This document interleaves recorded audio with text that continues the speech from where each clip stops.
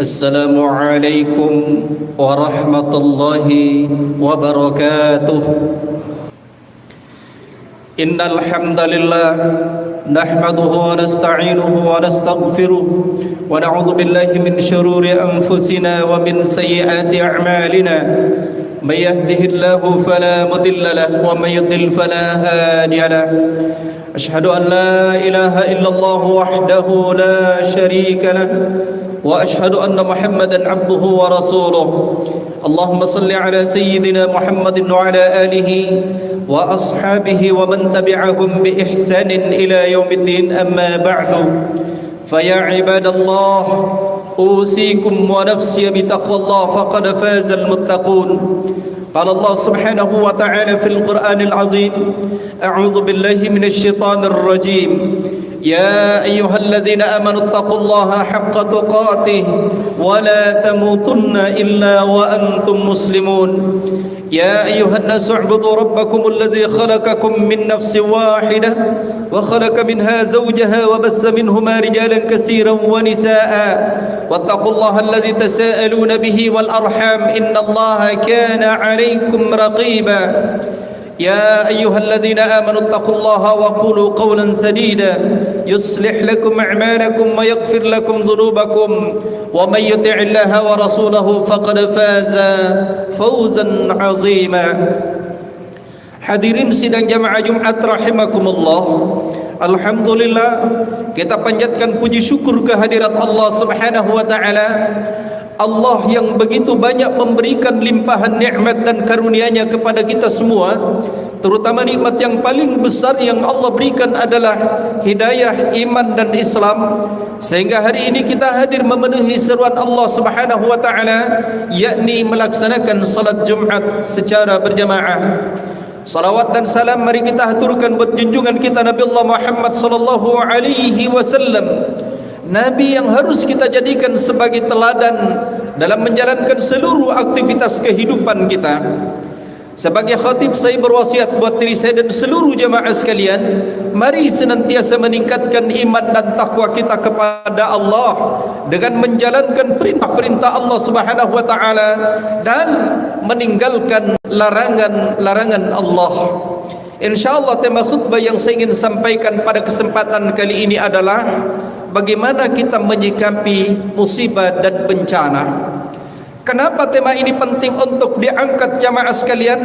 Sebab sekarang ini kita disuguhkan dengan berita dan kejadian-kejadian di mana begitu banyak bencana yang terjadi, bukan hanya di Indonesia dengan terjadinya bencana misalnya gempa bumi di Cianjur, dan bahkan di Arab Saudi baru-baru kita mendapatkan berita bagaimana bencana melanda Arab Saudi, termasuk Mekah dan Madinah.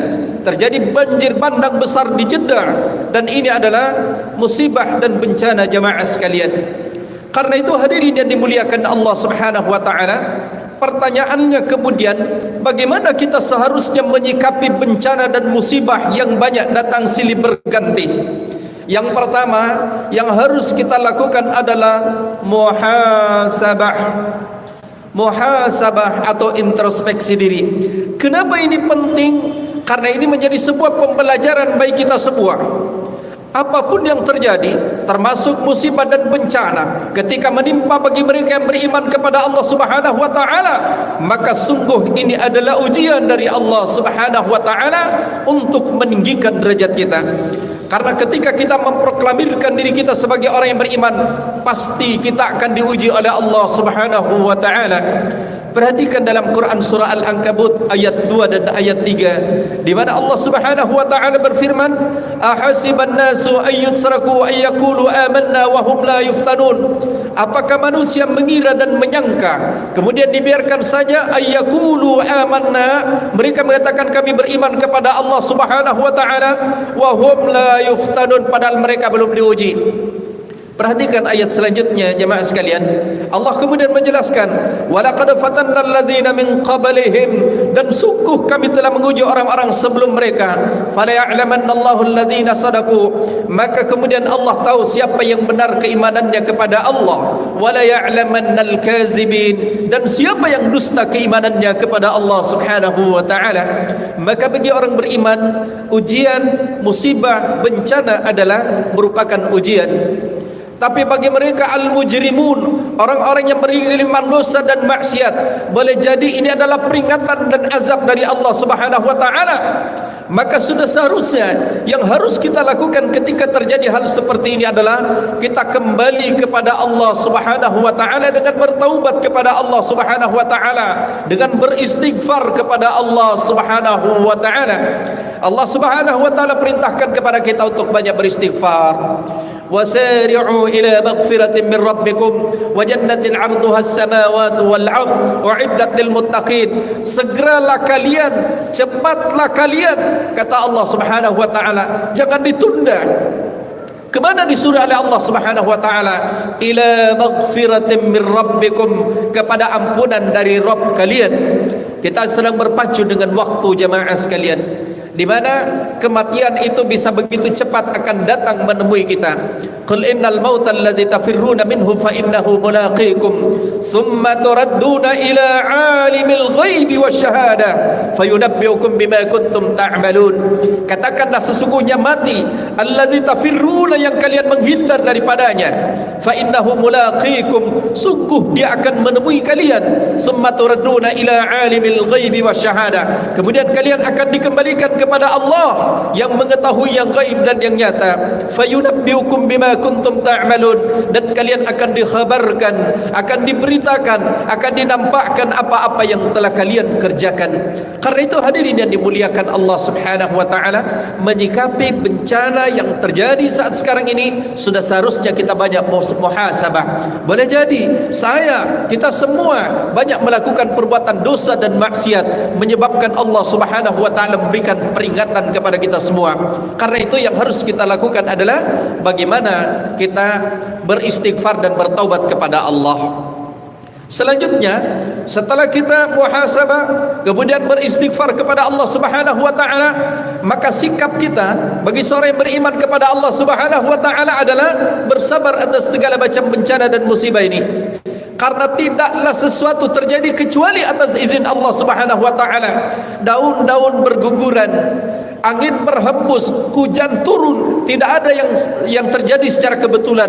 Semua adalah qadar Allah, semua atas ketentuan Allah Subhanahu wa taala. Maka seorang mukmin hendaknya ridha, rela dan bersabar atas apapun ketentuan Allah. Karena sesungguhnya apapun yang Allah berikan kepada kita, sesungguhnya itu adalah kebaikan bagi orang yang beriman kepada Allah Subhanahu wa taala. Allah berikan nikmat kepada kita, itu adalah kebaikan bagi mereka yang beriman kepada Allah, di mana dengan nikmat itu dia bersyukur kepada Allah. Allah tampakkan atau Allah timpakan musibah dan bencana bagi orang yang beriman, itu adalah sebuah kebaikan, karena dengannya dia akan mengetahui dan semakin meningkatkan keimanan dan ketakwaannya kepada Allah, dan dia ridha terhadap apa yang menjadi ketentuan Allah Subhanahu wa taala. Kemudian yang ketiga jamaah sekalian, menghadapi bencana dan musibah yang banyak terjadi, hendaknya kita memperkuat dan memperkokoh ketakwaan kita kepada Allah. Salah satu yang bisa menangkal datangnya bencana adalah takwa kepada Allah Subhanahu wa taala. Perhatikan apa kata Allah Subhanahu wa taala dalam Al-Qur'an, "Walau anna ahlal qura amanu wattaqau lafatahna 'alaihim barakatin minas sama'i wal ard walakin kadzabu fa akhadnahum bima kanu yaksibun." Kata Allah Subhanahu wa taala, walau anna ahlal qura, jikalau penduduk sebuah negeri. Siapa yang dimaksudkan di sini? Ya kita semua jamaah sekalian. Baik dia seorang penguasa, baik dia sebagai seorang rakyat biasa, baik dia sebagai seorang pendidik, apapun kita, kata Allah, kalau semuanya beriman dan bertakwa kepada Allah, perhatikan janjinya Allah, la fatahna 'alaihim barakatin minas sama'i wal ard, maka sungguh Allah menurunkan berkah dari langit dan dikeluarkan dari perut bumi. Saya selalu menyampaikan jamaah, bencana tidak mungkin akan datang bersamaan dengan keberkahan. Saya ulangi, Keberkahan itu tidak akan mungkin datang dengan bencana. Ketika Allah turunkan sebuah bencana, Allah turunkan sebuah peringatan, maka boleh jadi Allah cabut keberkahan dari tempat itu. Tapi ketika Allah turunkan sebuah keberkahan di sebuah tempat, maka pasti Allah akan mencabut bencana dan bala dari tempat itu. Oleh karena itu, solusinya adalah takwa kepada Allah Subhanahu wa taala. Siapapun kita, apapun kita, Allah sudah jelaskan kalau semuanya beriman dan bertakwa kepada Allah, la fatahna 'alaihim barakatim minas sama'i wal ard. Maka Allah turunkan berkah dari langit dan keluarkan dari perut bumi. Tapi kata Allah, walakin kazzabu, tapi kebanyakan mereka mendustakan itu. Mereka jauh dari Allah Subhanahu wa taala, mereka jauh dari ketakwaan kepada Allah Subhanahu wa taala. Fa akhadnahum bima kanu yaksibun, maka kami siksa atas apa yang telah mereka kerjakan. Jamaah, ini Allah Subhanahu wa taala jelaskan kepada kita bahwa ternyata kadang-kadang ini bisa menjadi sebuah korelasi buat kita semua. Ketika apa yang menimpa diri kita, baik secara pribadi maupun secara kolektif, boleh jadi itu akan akibat perbuatan-perbuatan kita sendiri. Di dalam ayat lain Allah pun kemudian menjelaskan, zaharal fasadu fil barri wal bahri bima kasabat aydin nas. Terjadi kerusakan di darat dan di laut, itu akibat perbuatan manusia. Perbuatan manusia melakukan kerusakan. Kerusakan apa yang dilakukan oleh manusia? Banyak kerusakan dilakukan manusia. Pertama, kerusakan dari sisi akidah. Mereka banyak melakukan kesyirikan. Mereka menduakan Allah Subhanahu wa taala. Yang kedua, kerusakan dalam hal ketaatan kepada Allah Subhanahu wa taala. Mereka jauh dari ketaatan kepada Allah. Dan kerusakan yang ketiga adalah mereka merusak bumi ini, jamaah sekalian. Mereka merusak bumi ini. Bencana datang itu karena kita sendiri. Misalnya salah satu korelasi adalah ketika misalnya kita membuang sampah sembarangan, mendatangkan banjir. Ketika kita menebang pohon sembarangan, terutama di hutan-hutan, terutama di gunung-gunung, maka itu menyebabkan terjadinya erosi, terjadinya banjir bandang dan sebagainya. Karena kenapa? Tidak ada lagi yang menahan air itu, jamaah sekalian. Oleh karena itu hadirin yang dimuliakan Allah, apapun yang terjadi pada diri kita, apapun yang terjadi di sekitar kita, hendaknya itu menjadi sebuah bahan muhasabah buat kita semua untuk kita memperbaiki diri, untuk mempersiapkan diri, di mana kita akan dimintai semua apapun yang kita lakukan, mempersiapkan diri sebagai pertanggungjawaban di hadapan Allah Subhanahu wa taala.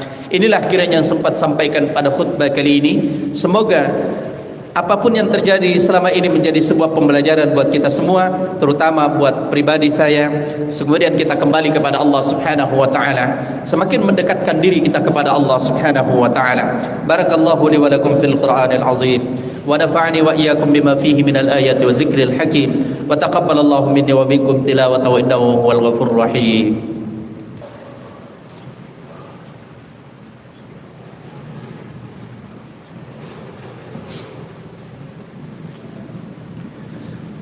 الحمد لله الذي أنعم علينا بنعمة الإيمان والإسلام. أشهد أن لا إله إلا الله وحده لا شريك له، وأشهد أن محمدا عبده ورسوله. اللهم صل على محمد وعلى آله وصحبه ومن تبعهم بإحسان إلى يوم الدين. أما بعد، فيا عباد الله، أوصيكم ونفسي بتقوى الله، فقد فاز المتقون. قال الله سبحانه وتعالى في القرآن العظيم: أعوذ بالله من الشيطان الرجيم. يا أيها الذين آمنوا اتقوا الله حق تقاته ولا تموتن إلا وأنتم مسلمون. فقال أيضا: إن الله وملائكته يصلون على النبي يا أيها الذين آمنوا صلوا عليه وسلموا تسليما. اللهم صل على محمد وعلى آله وأصحابه ومن تبعهم بإحسان إلى يوم الدين. اللهم اغفر للمسلمين والمسلمات والمؤمنين والمؤمنات الأحياء منهم والأموات، إنك سميع قريب مجيب الدعوات ويا قاضي الحاجات. ربنا ظلمنا أنفسنا وإن لم تغفر لنا وترحمنا لنكونن من الخاسرين. ربنا هب لنا من أزواجنا وذرياتنا قرة أعين واجعلنا للمتقين إماما. اللهم ربنا لا تؤاخذنا إن نسينا أو أخطأنا ربنا ولا تحمل علينا إصرا كما حملته على الذين من قبلنا ربنا ولا تحملنا ما لا طاقة لنا به واعف عنا واغفر لنا وارحمنا أنت مولانا فانصرنا على القوم الكافرين اللهم ربنا تقبل منا إنك أنت السميع العليم وتب علينا إنك أنت التواب الرحيم ربنا آتنا من لدنك رحمة وهيئ لنا من أمرنا رشدا ربنا آتنا في الدنيا حسنة وفي الآخرة حسنة وقنا عذاب النار عباد الله إن الله يأمر بالعدل والإحسان وإيتاء ذي القربى وينهى عن الفحشاء والمنكر والبغي يعظكم لعلكم تذكرون ولذكر الله أكبر والله يعلم ما تصنعون.